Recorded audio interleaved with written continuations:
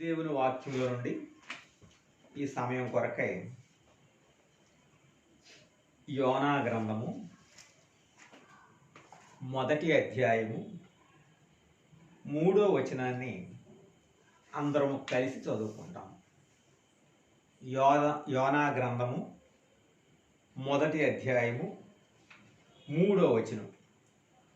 అయితే యెహోవా సన్నిధిలో నుండి తర్షీషు పట్టణమునకు పారిపోవాలని యోనా యొప్పేకు పోయి తర్షీషునకు పోవుటకు ఒక ఓడను చూచి ప్రయాణమునకు కేవు ఇచ్చి యెహోవా సన్నిధిలో నిలవక ఓడవారితో కూడి తర్షీషునకు పోవుటకు ఓడ ఎక్కెను. ప్రార్థన చేసుకుందాం. ప్రేమగల మా ప్రియమైన తండ్రి, మమ్మల్ని మిక్కిలిగా ప్రేమించిన మా ప్రభువా, ఈ మంచి సమయం కొరకు వందనములు. ఇంతవరకు మీరు తోడుగా ఉన్నదాని కొరకు వందనములు ప్రభువా. ఈ సమయంలో నీ వాక్యం కొరకని నీ పాదములతో వస్తున్నాము ప్రభువా. తండ్రి, మీ సింహాసనం మీద నుండి మీరు నాతోనూ మాతోనూ మాట్లాడండి. నీ వాక్యమును గురించినటువంటి గ్రహింపు దయచేయండి, జ్ఞానం దయచేయండి. ప్రియమైన తండ్రి, నమ్మకమైన దేవా, మరి ఎవరెవరైతే వినేదాని కొరకు ఆశపడుతున్నారో వారందరూ కూడా ప్రాణాత్మదేహములు మీ సన్నిధి యందు లక్ష్యం ఉంచుట కొరకు సహాయపడండి. మా లక్ష్యం, మా గమనం, మా ధ్యానం పాడు చేసే శత్రువుపై మాకు కావలసిన విజయం అనుగ్రహించండి ప్రభువా. దేవా, వాక్యంతో నిలబడే నన్ను కూడా మీరు మీ ఆత్మతో అభిషేకించి ప్రభువా, వినే నీ బిడ్డల కొరకై ఉపయోగకరంగా, దీవెనకరంగా, ఆశీర్వాదకరంగా వాడుకోండి ప్రభువా. సమస్తం చక్కగా జరిగేదాని కొరకు సహాయపడుతూ రండి. ఆటంకాల, అభ్యంతరాలు లేకుండా సహాయపడండి. ఈ కరెంటు విషయమై సహాయపడండి. అలాగే ప్రభువా, నెట్ బ్రాడ్కాస్టింగ్ విషయమై కూడా ఆటంకం లేకుండా కృప చూపించండి ప్రభువా. నీ చిత్తమైతే మమ్మల్ని సంతోషింపచేయండి, మీరు మహిమ పొందండి. సమయం ప్రశస్తమైందిగా చేయండి అని మీ శిరసత్వం కిందకు తెచ్చుకుంటూ మీ ఆధిపత్యాన్ని కోరుకుంటూ యేసు నామములో ప్రార్థించి వేడుకుంటున్నాము తండ్రి, ఆమేన్.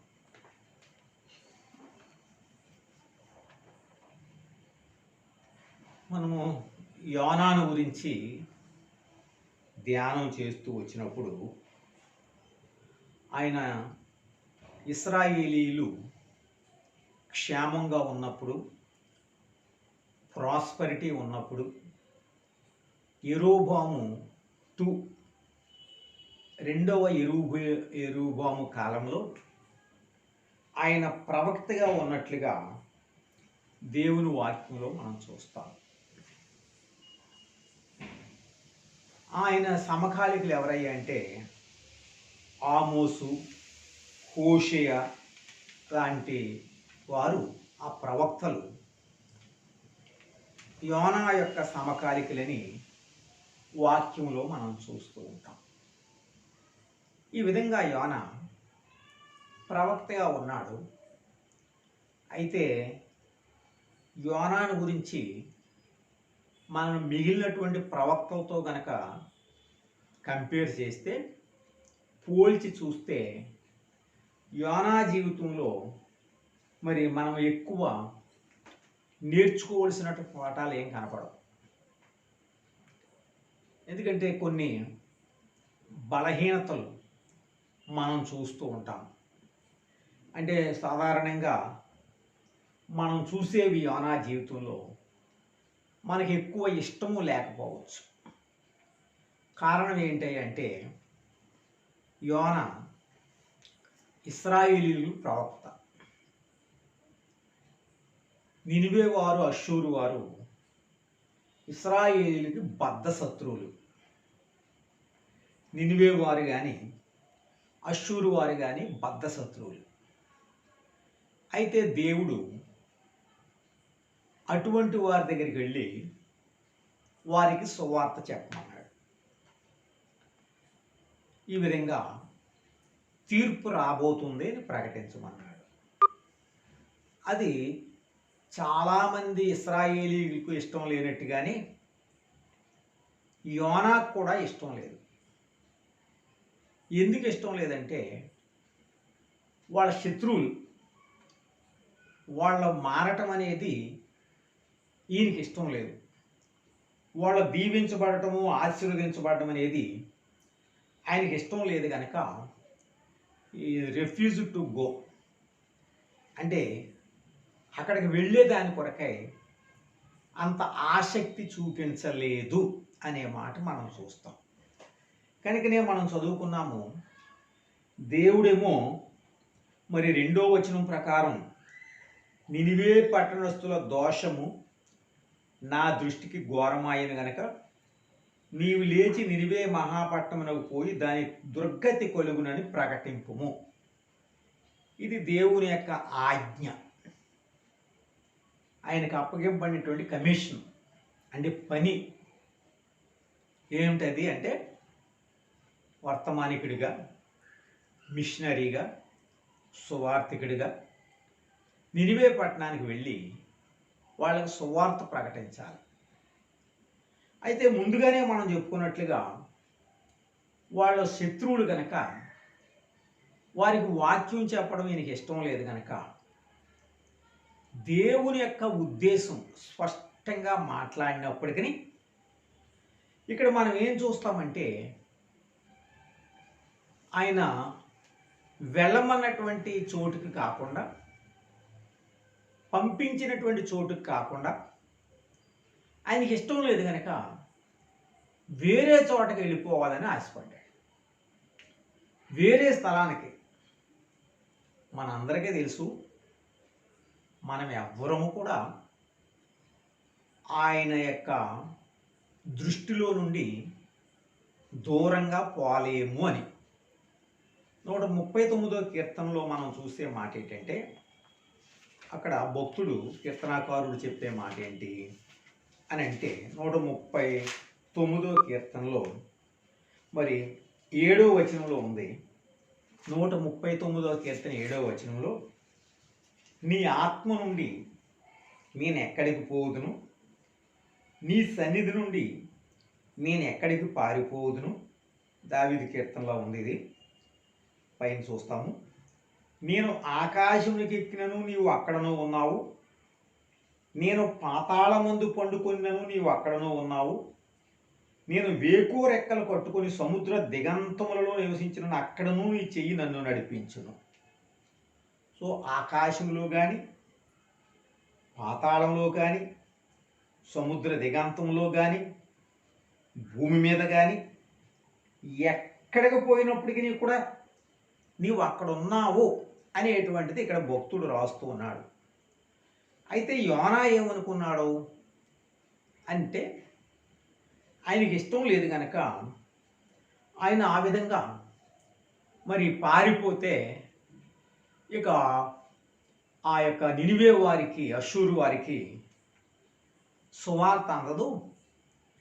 ఆ విధంగా దేవుడు చెప్పాడు కదా, ఏమనంటే మరి దానికి దుర్గతి కలుగునని ప్రకటించమని చెప్పాడు కదా.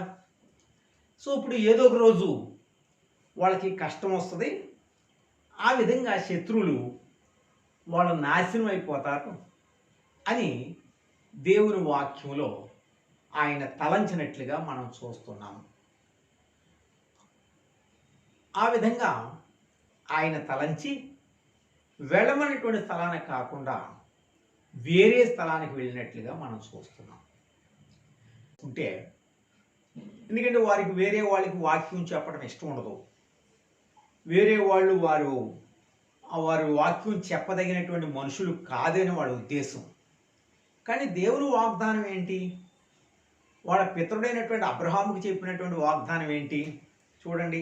మనందరం ఎరిగినట్లుగా ఆదికాండం 12వ అధ్యాయంలో ఆయన ఏం చెప్పాడంటే, ఆదికాండం 12వ అధ్యాయంలో మనం చూస్తూ వచ్చినప్పుడు 3వ వచనం,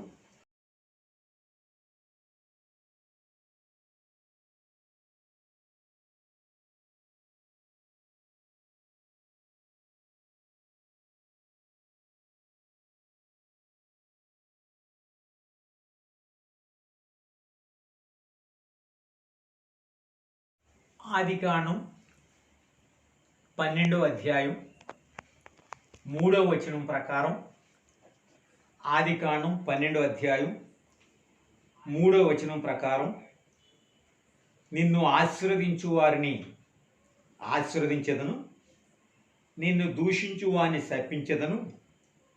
భూమి యొక్క సమస్త వంశములు నీ యందు ఆశీర్వదించబడునని అబ్రాముతో అనగా, భూమి యొక్క సమస్త వంశములు నీ యందు ఆశీర్వదించబడును.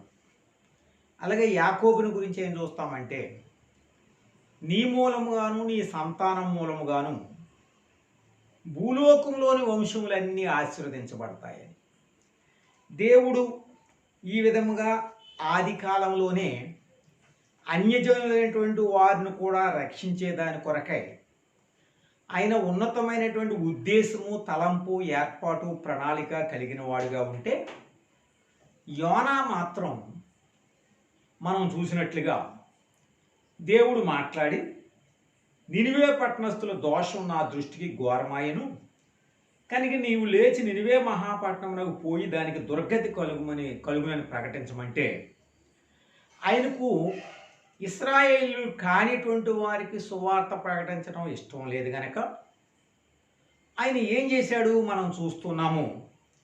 దేవుని సన్నిధిలో నుండి, అంటే ఆయన ప్రజెన్స్ నుండి పారిపోలేడు ఎక్కడికని, కానీ పారిపోతున్నానని తలంచి వెళ్ళమన్నటువంటి స్థలాన్ని కాకుండా వేరే చోటుకి పారిపోయినట్లుగా మనం చూస్తూ ఉన్నాం.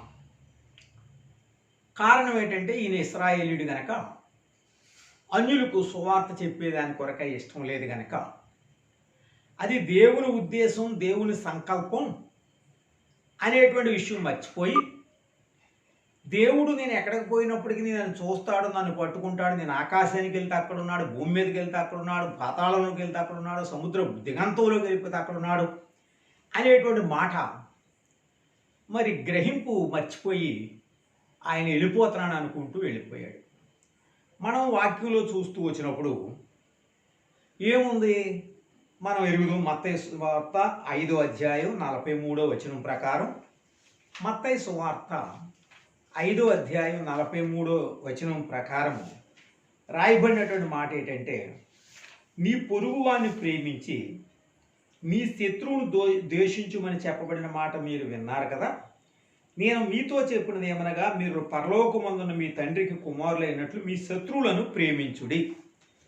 ఈ విధముగా దేవుని ఉద్దేశం అన్యజనులకు సువార్త ప్రకటించాలి. మన ప్రభు అయినటువంటి యేసుక్రీస్తు వారి ప్రసంగం, మీరు శత్రువులను కూడా ప్రేమించాలి అని చాలా స్పష్టంగా రాయబడినప్పటికీ కూడా ఆయన ఆ నినివేకి వెళ్లకుండా తర్షీషుకు పారిపోయినట్లుగా మనం చూస్తున్నాం. అయితే దేవుడు అన్ని చోట్ల ఉన్నటువంటి వాడు. ఒకవేళ మరి తనకి ఇష్టమున్నా ఇష్టం లేకపోయినా దేవుని కార్యాలు గొప్పవి, ఆయన ఉద్దేశాలు గొప్పవి గనక, ఇప్పుడు 4వ వచనంలోకి వచ్చేటప్పటికి, యెహోవా సముద్రం మీద పెద్ద గాలి పుట్టింపగా సముద్రమందు గొప్ప తుఫాను రేగి వాడ బద్దలైపోవు గతి వచ్చెను అనేది మనం చూస్తున్నాం.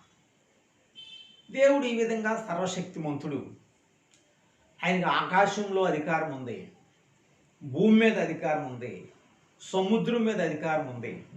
107వ కీర్తనలో మనం చూస్తాము, ఆయన తుఫాను పుట్టించాడు, అదే సమయంలో ఆయన తుఫానును ఆపివేశాడు, అవి నిమ్మళమైనవని వారు సంతోషించిరి అనే మాట చూస్తాం.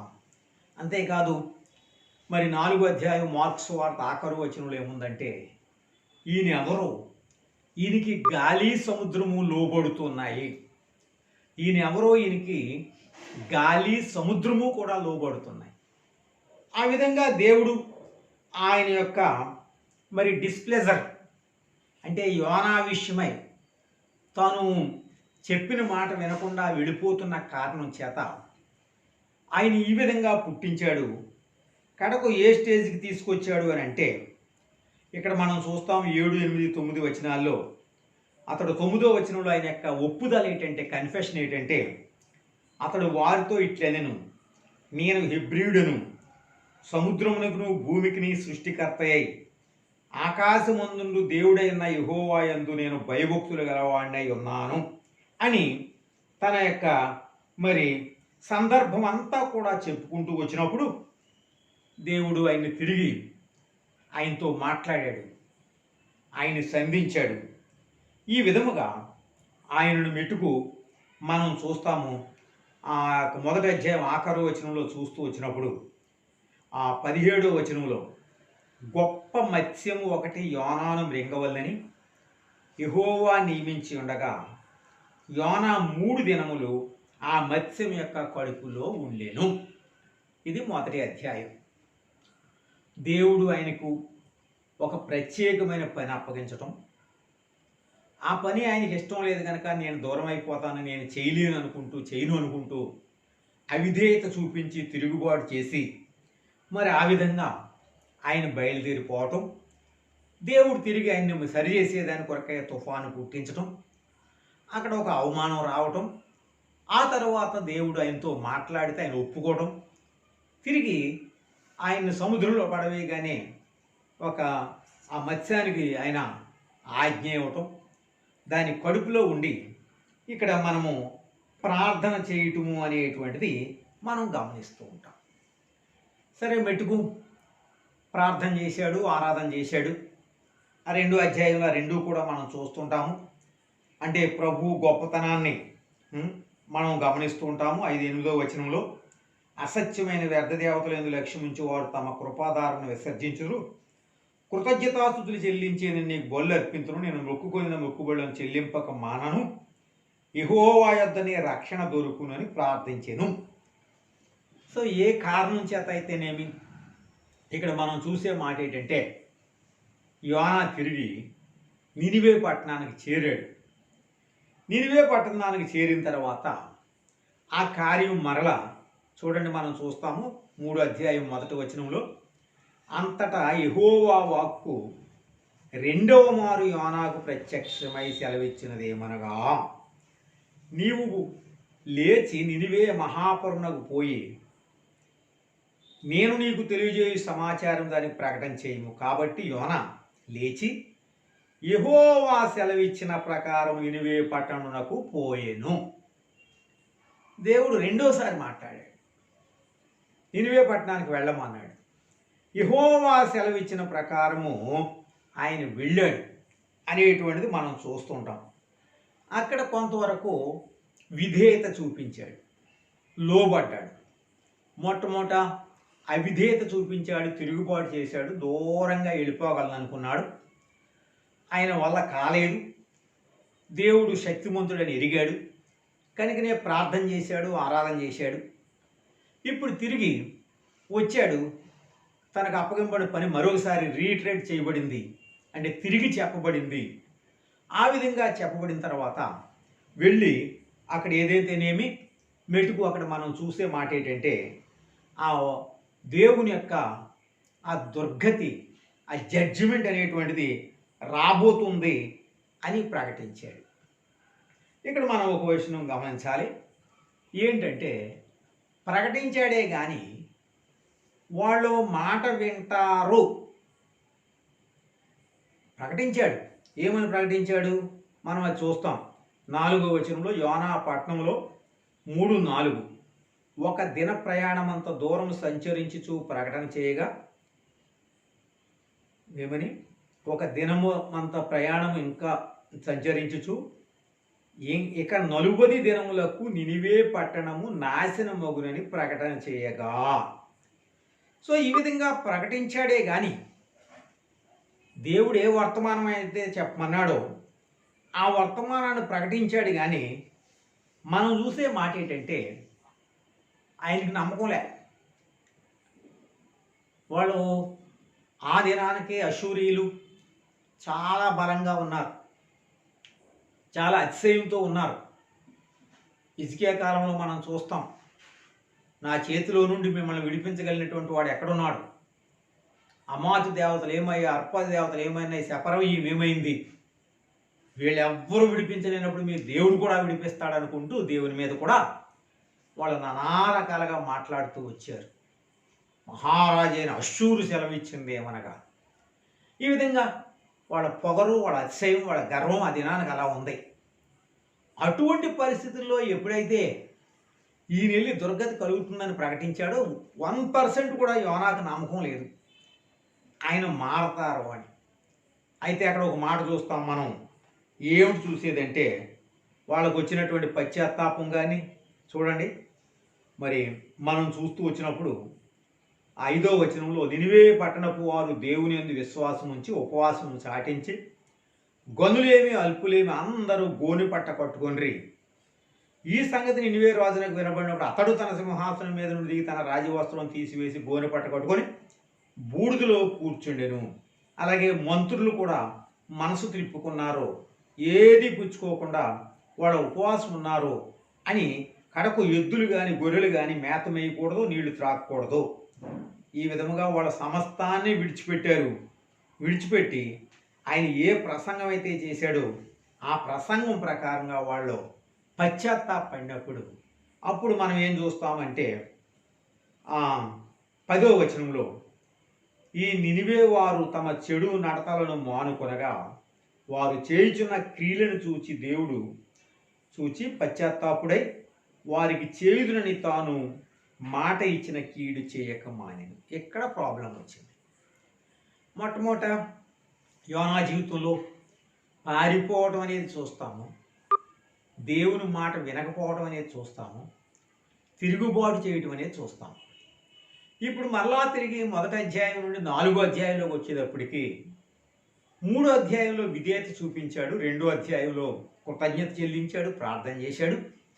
తిరిగి 4వ అధ్యాయంలోకి మనం వచ్చేటప్పటికి మరలా ఏమైంది అని అంటే తనకుండేటువంటి కోపం అంతా కూడా అక్కసంతా కూడా కనుపరుస్తున్నట్లుగా మనం చూస్తున్నాం. ఎందుకు చూడండి, 1వ వచనంలో ఉంది, యోనా దీన్ని చూచి బహు చింతాక్రాంతుడై కోపగించుకొని, బహు చింతాక్రాంతుడై కోపగించుకొని. ఆయనే కదా మారు మనసు పొందమని, పశ్చాత్తాపడమని, లోబడమని సెలవిచ్చింది ఆయనే కదా. మరి ఏమి అంటే అక్కడ ఒక మాట ఉంది, మనం చూస్తాము 2వ వచనములో, యెహోవా నేను నా దేశం ముందుండగా ఇట్లు జరుగుననుకుంటుని, ఇట్లు జరుగునని నేను అనుకుంటుని కదా, అందువల్లనే చూడండి నీవు కటాక్షమును జాలియు బహుశాంతమును అత్యంత కృపగలవాడివయ్యుండి పశ్చాత్తాపడి కీడు చేయక మానుదునని నేను తెలుసుకొని దానికి ముందుగానే తర్షీషుకు. సో ఆయన అవిధేయతను తిరిగి సమర్థించుకుంటూ ఉన్నాడు, తన పొరపాటును సమర్థించుకుంటున్నాడు, దేవుని మీద బ్లేమ్ చేస్తున్నాడు. ఏమని అంటే నువ్వు శాంతమూర్తివి, కటాక్షం కలిగిన వాడు, జాలి కలిగినటువంటి వాడు, దీర్ఘశాంతం కలిగినటువంటి వాడు, అత్యంత కృప కలిగిన వాడు. అవి ఉండబట్టే కదా మనం నిలబడ్డాం, అవి ఉండబట్టే కదా ఈయన తిరిగి మరలా బ్రతికాడు. అవే లేకపోతే అసలు వాళ్ళకంటే ముందు ఆ జడ్జిమెంట్ ఏదో, ఆ శిక్ష ఏదో, ఆ తీర్పు ఏదో ఈయన మీదకి రావాలి కదా. ఆయన కృప కలిగిన వాడు, జాలి కలిగిన వాడు, ప్రేమ కలిగిన వాడు కనుకనే ఈయన తిరిగి ఈనాడు భూమి మీద క్షేమం ఉన్నాడు కదా. అది మర్చిపోయాడు. కనుక మనం కూడా చాలాసార్లు మనకు వచ్చే ప్రాబ్లమ్స్ అన్నిటికీ కూడా మన అవిధేయతను బట్టో, తిరుగుబాటును బట్టో, మాట వినకపోవడం బట్టో, లోబడకపోవడం బట్టో, ఎక్కడో చోట మన నైజము, మన యొక్క స్వభావము, మన శరీరము పనిచేస్తున్న కారణం చేతను దేవుడు కొన్నిసార్లు మనకు పనిష్మెంట్ ఇస్తాడు. అయితే మనం ఏం చేస్తామంటే దేవుణ్ణి నిందిస్తూ ఉంటాం, దేవుణ్ణి మనము అనుమానిస్తూ ఉంటాం, ప్రశ్నిస్తూ ఉంటాము. ఇదే ఇక్కడ యోనా విషయమై మనం చూస్తున్నటువంటి మాట. కనుకనే ఎంతో మరి డిసప్పాయింట్ అయ్యి, ఎంతో బాధపడి కడకి ఏ స్టేజ్కి వచ్చాడు? 3వ వచనంలో, నేనిక బ్రతుకుడి కంటే చచ్చుట మేలు. 3వ వచనం ఉంది 4వ అధ్యాయంలో, నేనిక బ్రతుకుడి కంటే చచ్చుట మేలు, యెహోవా నన్నిక బ్రతకనియక చంపుమని యెహోవాకు మనవి చేసింది. అది ఆయన యొక్క పరిస్థితి. సో ఇప్పుడు ఏమిటి ఇక్కడ అనేది మనం చూస్తూ వస్తే దేవుడు కృప కలిగినటువంటి వాడు అవటం కూడా కొన్నిసార్లు మన ఉద్దేశాలు నెరవేర్చబడవు ఆయన కృపను బట్టి. సో మనం కూడా చాలాసార్లు ఏం చేస్తామంటే ఇశ్రాయేలు వల్లే మనము కూడా అన్యుల గురించి ప్రార్థన చేయటం, వాళ్ళని ప్రేమించటం చాలాసార్లు చాలా చోట్లలో చూస్తుంటాం. మనకి ఇష్టం లేనటువంటి వారి గురించి ప్రార్థన చేయలేము. మనకి ఇష్టం లేనటువంటి వారు అభివృద్ధి పొందుతుంటే చూడలేము, మనం ఓర్చుకోలేము. కానీ దేవుడు శత్రువులను ప్రేమించమన్నాడు, అన్యజనులు కూడా దీవించబడాలని చెప్పాడు. వాక్యం ఎరగనటువంటి వారు కూడా ఎరగాలని మాట్లాడుతూ వచ్చాడు. సో ఆయనకు చక్కగా పాఠం నేర్పేదాని కొరకై మనం అక్కడ ఒక మాట చూస్తాం. ఏంటది అంటే, ఆయన కోపగిస్తూ ఉన్నప్పుడు ఆయనకు ఒక సొరసెట్టు ఒకటి మరి బ్రతికించడం. ఆ విధంగా 4వ వచనంలో ఉంది, దేవుడైన యెహోవా సొరసెట్టు ఒకటి ఏర్పరిచి అతనికి కలిగిన శ్రమ పోగొట్టుటకై అది పెరిగి యోనా తలకు పైగా నీడ ఇచ్చినట్లు చేసెను. ఆ చొరసెట్టును చూసి యోనా బహు సంతోషించెను. కొంతవరకు ఉపశమనం పొందాడు, నీడొచ్చింది, క్షేమంగా ఉన్నాడు. దేవుడు ఆయన కొరకై చేసినటువంటి ఏర్పాటును బట్టి చాలా కొంతవరకు ఉపశమనం పొంది విశ్రాంతి పొందుతూ నెమ్మదిగా ఉన్నాడు, చచ్చిపోతే మేలు అనుకున్నటువంటి వాడు. అయితే దేవుడు కొన్నిసార్లు మనకు పాఠం నేర్పేదాని కొరకై మనకుండే కంఫర్ట్స్ అన్నీ తీసివేస్తుంటాడు, మనకుండే అనుకూలతలన్నీ మారుస్తూ ఉంటాడు. ఏది మేలు అనుకుంటున్నామో, ఏది క్షేమం అనుకుంటున్నామో, చాలా వరకు బాగుంది, కొంతవరకు సెటిల్ అయ్యాము, పిల్లలు బాగానే ఉన్నారు అని అనుకుంటూ వచ్చినప్పుడు దేవుడు మనకు నేర్పవలసిన ఇంకా ది బెస్ట్ ఇచ్చేదాని కొరకై, అంటే మంచిది, ఉన్నతమైనటువంటిది, అనుకూలమైనటువంటిది, ఆయన నామానికి అంటే మహిమ కలిగేటువంటిది ఇచ్చేదాని కొరకై కొన్నిసార్లు మనకుండే కంఫర్ట్స్ నుండి మనల్ని దూరం చేయవలసి వస్తుంది, మనకుండే సుఖ సౌఖ్యాల నుండి మనల్ని దూరపరచవలసి వస్తుంది. అప్పుడు మనము ఏ విధంగా రియాక్ట్ అవుతున్నాము, ఏ విధంగా స్పందిస్తూ ఉన్నాము. దేవుడు అన్నిసార్లు మనం అనుకున్నట్టుగా అక్కడ కొంతవరకు ఉపశమనం పొందాడని అతని శ్రమ పోగొట్టుటకై అది పెరిగాను. ఆ సొరసెట్టును చూసి యోనా బహుగా సంతోషించాను. వెరీ నెక్స్ట్ వెర్స్ ఏముందంటే, ఆ చెట్టును తొలిచినందున చెట్టు వాడిపోయేది. అప్పుడు మరలా మనం చూస్తున్నాము ఏమని ఎందుకంటే, యోనా తలకు ఎండ దెబ్బ తగలగా అతడు సొమ్మసిల్లి బ్రతుకుడు కంటే సచ్చుట నాకు మేలు అనుకునేను. మనము దేవుని బిడ్డలమై ఉండి ఈ కష్టాలు, శ్రమలు, బాధలు, ఇబ్బందులు వచ్చినప్పుడు చాలా ఈజీగా మనం ఇదే తలంపుకు వస్తుంటాం, సూక్ష్మంలో మోక్షం అన్నట్టుగా.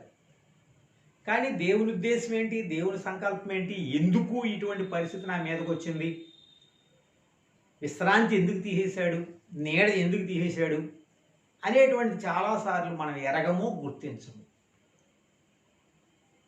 అప్పుడు దేవుడు ఆయనకు చక్కగా ఒక పాఠం నేర్పినట్లుగా గద్దించి, ఆ 9 నుండి 11 వచనం వరకు కూడా ఆయన గద్దించి ఆయనతో మాట్లాడి ఆయన అంటాడు, కష్టపడకుండాను పెంచకుండాను ఒక రాత్రిలోనే పుట్టి పెరిగి ఒక రాత్రిలోగానే వాడిపోయిన ఈ సొరసెట్టు విషయంలో నీవు విచారపడుచున్నావే, అయితే 120,000 కంటే ఎక్కువై కుడి ఎడమలు ఎరగని జనమును బహు పశువులు గల నినివే మహాపురం విషయంలో నేను విచారపడవద్దా.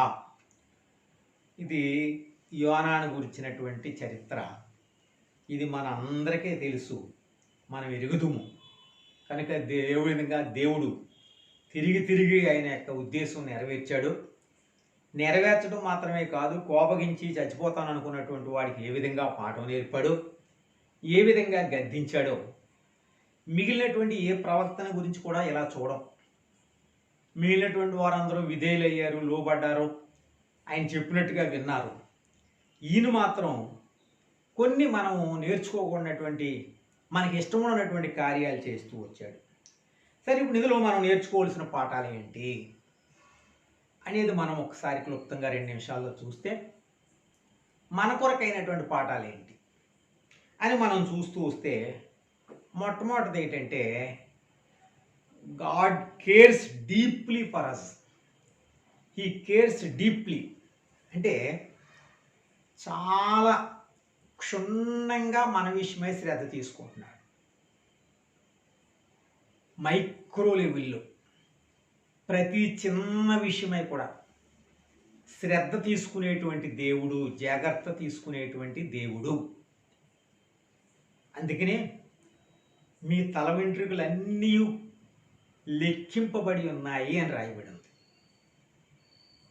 మీరు అనేకమైనటువంటి పిచ్చుకల కంటే కూడా శ్రేష్ఠులు అని రాయబడి ఉంది. ఆకాశ పక్షులను పోషించేటువంటి దేవుడు మిమ్మల్ని పోషించడానికి రాయబడి ఉంది.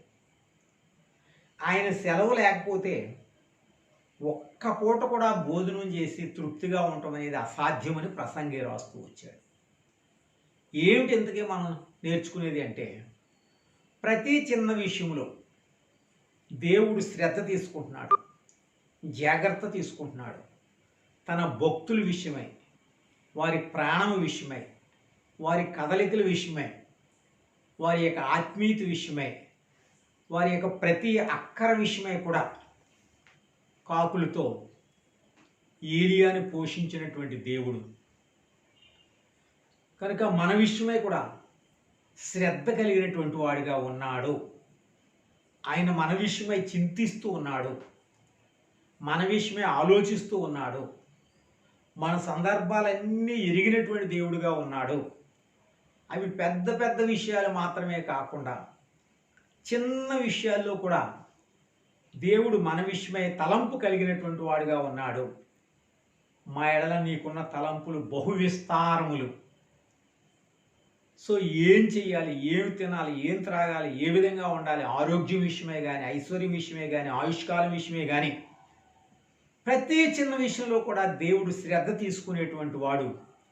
యోనా ప్రాణం విషయమై అవిధేయుడే, తిరుగుబాటు చేసేటువంటి వాడే, మాట విననటువంటి వాడే, పారిపోతున్నటువంటి వాడే, ఎదిరించినటువంటి వాడే.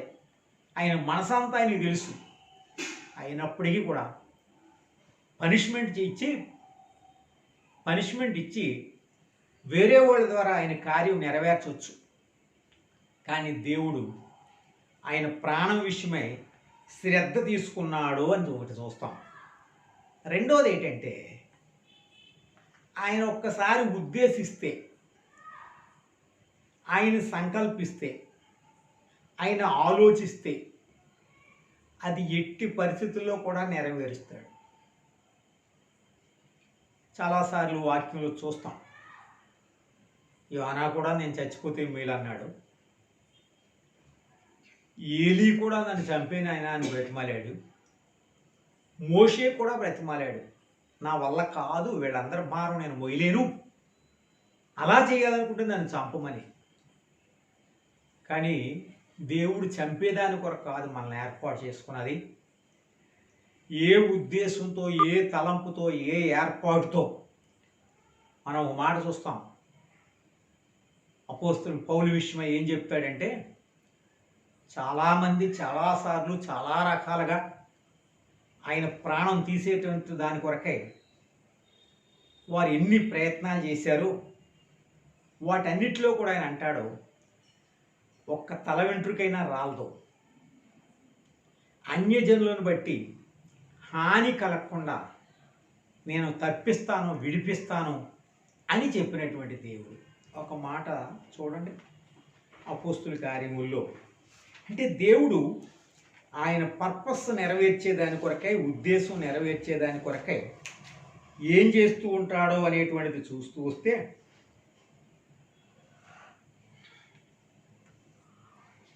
అన్యజనుల చేతిలో నుండి విడిపించేటువంటి దేవుడు, తప్పించేటువంటి దేవుడని ఏ విధంగా మనం చూస్తాము. పలుమార్లు పౌలు విషయమై, భక్తుల విషయమై, అనేకుల విషయమై ఆయన నెరవేరుస్తూ వచ్చాడు. 18వ అధ్యాయంలో 10వ వచనంలో, అపోస్తుల కార్యములు 18:10లో, నేను నీకు తోడై ఉన్నాను, నీకు హాని చేయుటకు నీ మీదికి ఎవడనూ రాడు, ఈ పట్టణంలో నాకు బహు జనమున్నది, నేను నీకు తోడై ఉన్నాను, నీకు హాని చేయుటకు ఎవడునో నీ మీదకి రాడు. అప్పటికే ఎన్నో రకాలైనటువంటి ఇబ్బందులు ఉన్నాయి. ఆయన చస్తేనే కానీ భోంచేయమనుకుని భీష్మించి కూర్చున్నటువంటి వాళ్ళు ఉన్నారు, కొట్టి ఈడ్చినటువంటి వాళ్ళు ఉన్నారు. నీకు హాని చేయుటకు ఎవ్వడో నీ మీదకి రాడు. సో ఎట్టి పరిస్థితుల్లో కూడా మనం ఎరుగుతూ ముందే చదువుకున్న ఆదికాండం 12:3లో అన్యజనులందరూ నీ మూలంగా ఆశీర్వదించబడాలని, దాన్ని ఏ విధంగా యోనా తప్పించుకుందాం అనుకున్నప్పటికీ నినివే వారు తర్వాత మరలా నష్టపోయారు, అది వేరే విషయం. కానీ మెటుకు వారికి సువార్త ప్రకటించేటట్లుగా ఆయన ఉద్దేశం మారలే. యోనా ఒకవేళ పారిపోయినా తిరిగి తీసుకొచ్చి ఆయన ద్వారానే ఆ పని చేయించాడు. మోషే నా వల్ల కాదనుకున్నా మోషే ద్వారానే బలపరిచి నడిపించాడు. అదేవిధంగా ఏలియా ద్వారానే ఎలీషా అభిషేకం పొందాలి. యోనా ద్వారా మాత్రమే సువార్త ప్రకటించబడాలి. పేతురు ద్వారా మాత్రమే ఆత్మ దిగి రావాలి. పేతురుకు ఆ రోజున మనం చూస్తాం పెంతెకోస్తులో తప్పిపోయాడు, అయినప్పటికీ ఆయన పర్పస్ మాత్రం మారలేదు. దేవుడు నీ విషయమే కూడా అంతే. దేవుని ఉద్దేశం ఏంటో ఆయన నీ కొరకే శ్రద్ధ తీసుకుంటున్నాడు, జాగ్రత్త తీసుకుంటున్నాడు. అన్ని సందర్భాల్లో జాగ్రత్త తీసుకుంటున్నాడు ఆయన ఉద్దేశం నెరవేర్చబడాలని. అదే సమయంలో నీ విషయమైనటువంటి ఉద్దేశం అది మారదు. మీ విషయమై నేను ఉద్దేశించిన ఉద్దేశాలు నేను ఎరుగుదును, అవి రాబోయే కాలం ముందు మేలు కలిగినట్లుగా సమాధానకరమైన ఉద్దేశాలే కానీ హానికరమైనటువంటివి కావు. కనుక ఈ విధంగా దేవుని వాక్యంలో చూస్తే ఇంకొక మాట కూడా చెప్పుకోవాలి ఇక్కడ మనం.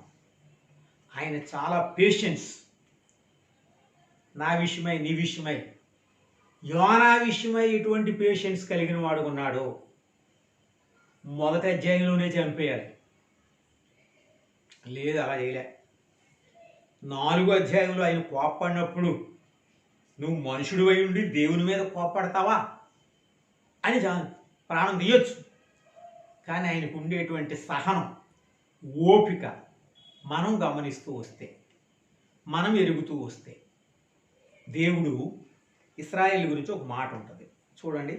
అపోస్తుల కార్యాల్లో దేవుడు ఎటువంటి ఓపిక, సహనము, దీర్ఘశాంతము అన్యుల విషయమే మాత్రమే కాదు, మీ విషయమై నా విషయమై కూడా కలిగినటువంటి వాడు ఉన్నాడు. మనం జ్ఞాపకం చేసుకుంటూ వస్తే ఆయన అక్కడ మనం చూస్తూ వస్తాము. అపోస్తుల కార్యములు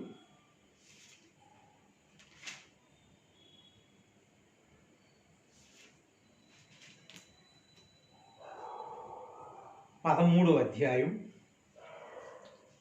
అపోస్తుల కార్యములు 13వ అధ్యాయం 18వ వచనంలో ఇంచుమించు 40 ఏండ్ల మట్టుకు అరణ్యములో వారి చేష్టలను సహించెను.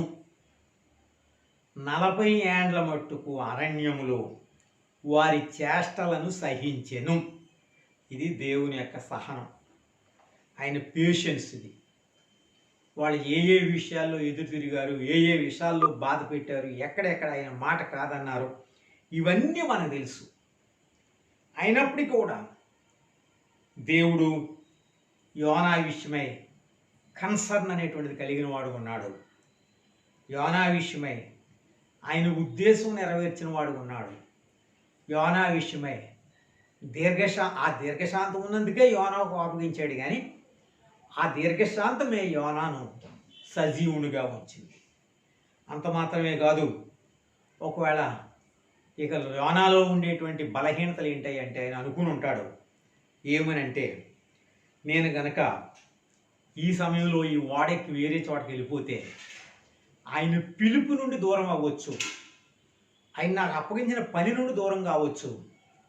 అప్పుడు నినివే వారికి సువార్త ఎవరు ప్రకటిస్తారో చూస్తాను. ఒకవేళ ఆయన మనసులో అటువంటి తప్పించుకోవచ్చు అంటే పారిపోవుడు ద్వారా ఆయనే చెప్తున్నాడు, యెహోవా సన్నిధిలో నుండి నేను పారిపోతున్నానని. సో ఆయన పారిపోవుడు ద్వారా దేవుని పిలుపు నుండి తప్పించుకోవచ్చు అనుకున్నాడు. కానీ జరిగేది కాదు. ఎవ్వరము పారిపోలేము. అది యోనా బలహీనత అంతే. మన బలహీనత అంతే. పలుమార్లు రకరకాలుగా ఆలోచిస్తుంటాం. ఎందుకు ఈ విధంగా చేయాలి మనం? వాళ్ళు అలా లేరు కదా, వీళ్ళు అలా లేరు కదా, వాళ్ళు చేయట్లేదు కదా, వీళ్ళు చేయట్లేదు కదా, నేనే ఎందుకు చెయ్యాలి? కానీ తప్పించుకోలేము.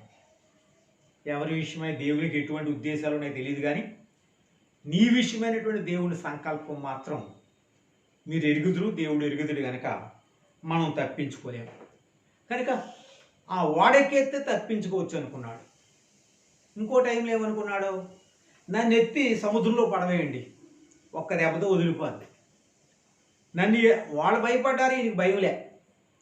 నన్ను ఎత్తి సముద్రంలో పడవేయండి. సో ఆయనకైన సాక్రిఫైస్ చేసుకుంటే, ఆయనకైన బలి అర్పించుకుంటే, బలిదానం అయిపోతే దేవుని ఉద్దేశం ఏమైపోద్దో చూద్దాం. సో ఇవి యోనా యొక్క బలహీనతలు. ఒకవేళ ఆయన యొక్క విధేయత అనుకుంటే, ఆయన తిరుగుబాటే మరి న్యాయమే నేను కోపించడం వాళ్ళ నాశనం చేయనందుకు అంటే మరి దేవుడు ఏం చేయాలి? సో యోనా బలహీనతలు మనం ఎరుగుదాము. దేవునికి ఉండేటువంటి ఓపిక, ఉద్దేశం, ఆ కన్సర్న్ మనం ఎరుగుదాం. ఆయన పర్పస్ మనం ఎరుగుదాం.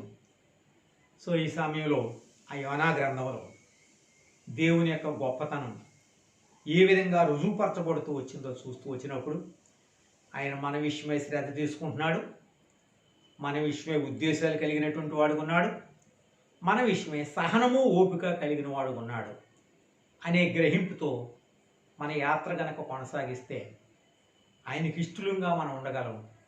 ఆయన నీ విషయమై చాలా శ్రద్ధ తీసుకుంటున్నాడు. ఆయన మిమ్మల్ని గురించి చింతించుతున్నాడు. ఎరిగి గమనించి ప్రభువుకు విధేయులవుదాం. కోపం, అనుమానం, ప్రశ్నించటం వీటికి దూరంగా ఉందాం. ఒకప్పుడు తెలియక మీరు నేను ప్రశ్నించి ఉండొచ్చు. విధేయులం అవుదాం. ముందు కాలం ఆశీర్వాదకరంగా ఉంటుంది. ప్రార్థన చేస్తాం. ప్రేమగల తండ్రి, ప్రియమైన దేవ, నమ్మకమైన ప్రభువా, నీ ప్రేమంతటి కొరకై స్తుతిస్తూ, కనపరుస్తూ, గొప్ప చేస్తూ, పూజిస్తూ, ఆరాధిస్తున్నాం. ఈ రాత్రి కొన్ని నిమిషాలు ఈ యోనాను గురించి, ఆయనలో ఉండే బలహీనతల గురించి, అలాగే మీ గురించి, మీ ఔన్నత్యం గురించి మేము జ్ఞాపకం చేసుకునే విషయంలో సహాయపడ్డారు. స్తోత్రాలు. మీ లేఖనాల కొరకు వందనములు. విన్న బిడ్డలందరి కొరకే వందనములు. ప్రభువా దేవ, ఆశీర్వాదకరంగా మేలుకరంగా చేయడం, విన్న బిడ్డలు దీవించండి.